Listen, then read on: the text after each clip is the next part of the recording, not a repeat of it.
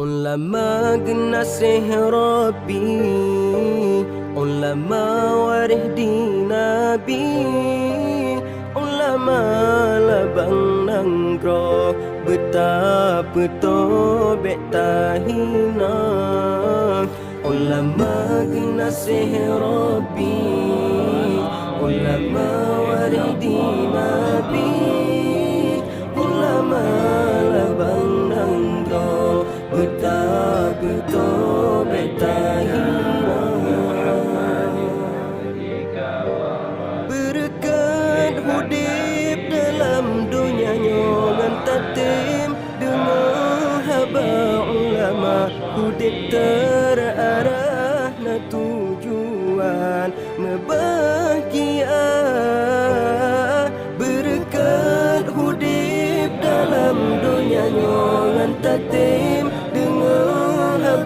ulama hudib terarah na tujuan membahagia. Lem sebut kelab gulita, ulama yang bercahaya, pembimbing tanyulam dunia, yang pejroh akhlak manusia, terjaga tak setat tanyo Islam cinta ulama, tak jaga tak setat tanyo Islam cinta ulama. Ulama genasih Rabbi, ulama warih di Nabi, ulama labang nanggro betapa tobek tahina. Ulama genasih Rabbi, ulama warih di Nabi, ulama labang nanggro betapa tobek tahina.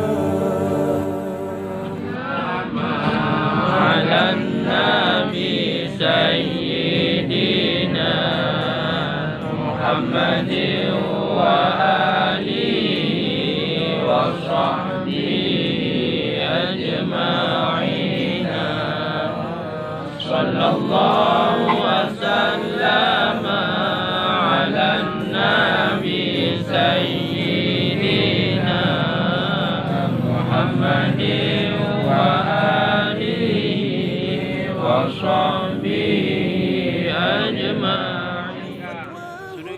Yang dikaikan aktivitas sehari-hari, aktivitas rona bauro yang berbahagianya merangka dan sambung tali silaturahmi. Yang pertama, ada anak organisasi Front Pembela Islam sambung silaturahmi dengan Yang Mulia Ketua DPC Kecamatan Serundun Tunku Abu Bakar, yang bunda beliau telah menghadap Allah Subhanahu wa taala pada FPI Aceh Utara serta seluruh laskar dari markas wilayah Aceh Utara dan Macan yang berhadir. Baiklah, dalam kesempatan singkatnya kepada Mimi Mubandum, Jamaah Majlis Taklim yang dirahmati Allah yang Tuhan muliakan. Dalam kesempatan singkatnya, gelake sedikit perkenalan atau tausiah singkat. Yang pertama, kamu memperkenalkan diri, yaitu kamunya dari Front Pembela Islam atau singkatan daripada FPI, yaitu gerakan yang bergerak bidang amar ma'ruf nahi mungkar, atau lebih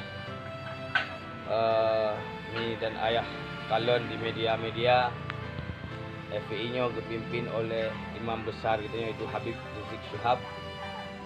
Nyo nakuh tentera putih, calon tentera Imam Mahdi. Lagi Allah dron laskar FPI beristiqamah, karena dron madung nakuh calon tentera Imam Mahdi. Hana tentera putih, tentera yang berbaju putih dalam dunianya kecuali tentera FPI. Lain tentera baju loreng, tapi tentera FPI adalah tentera berbaju putih. yaitu tentera yang lagiannya baju putih menantu hati putih. sehingga orang-orang yang hana putih hati dalam FPI gadah gerok.